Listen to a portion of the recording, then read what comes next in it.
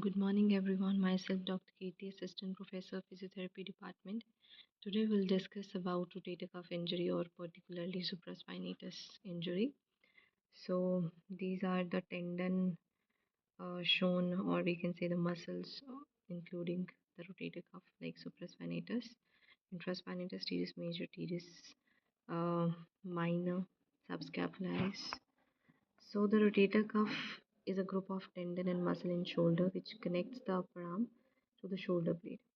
And these tendon provide stability to shoulder. Muscles allow shoulder to rotate.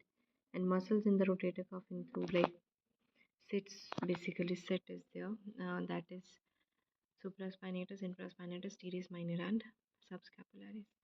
So they all insert at scapula, has tendon attachment to humerus, and the tendon and the tissue form a cuff around the humerus. So supraspinatus is usually originates from the supraspinatus fossa, inserts at scleral tubercle. It is supplied by the suprascapular nerve, and it's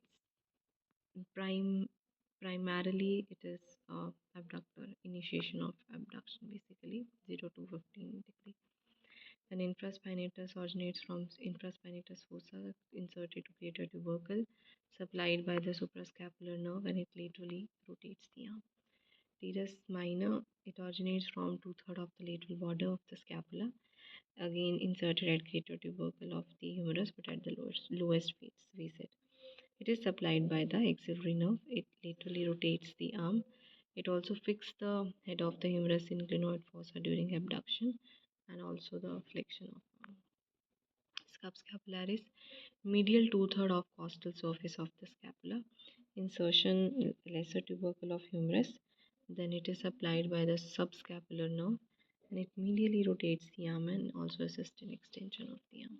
So these are the rotator cuff muscles as shown in this figure. Biomechanics. So basically the muscle are considered to be part of a cuff because the inserting tendon of each muscle of the cuff blend and reinforce the glenohumeral capsule. So all have action lines that significantly contribute to dynamic stabilization of glenohumeral joint. So basically the mechanism of injury, usually it can be dramatic with complete loss of abduction strength. It could be direct, indirect, or development of partial tears, usually gradual. And tears may be under upper surface flap tears, partial or complete eversion tears. And location of tear may be posterior, lateral, medial, or anterior. Usually occur in overhead athletes and swimmers.